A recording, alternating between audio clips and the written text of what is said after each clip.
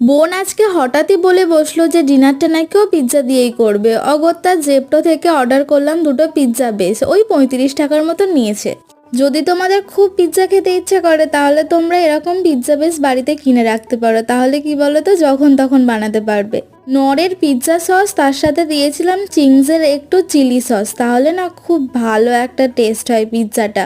এবার আর কি তোমাদের ইচ্ছে মতো টপিংস অ্যাড করো। আমি ওই দিয়েছিলাম একটু চৌকো করে কাটা পেঁয়াজ, ক্যাপসিকাম, তার সাথে টমেটো, আর দিয়েছিলাম একটু সুইট কর্ন, আর চিকেনটাকে একটু কষিয়ে নিয়ে সেটা দিয়েছিলাম।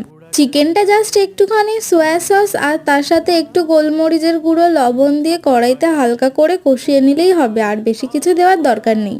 এবার উপর থেকে স্প্রিঙ্কেল করে দেবো একটু অরিগানো আর নিজেদের ইচ্ছে মতো মোজারেলা চিজ ভর্তি ভর্তি করে, আর চিলি ফ্লেক্স দিয়ে একটুখানি ওভেনে বেক করে নিলেই তৈরি হয়ে যাবে পিৎজা। ডিনারটা বেশ ভালোই হলো আজকের মতো, তাহলে সবাইকে টাটা।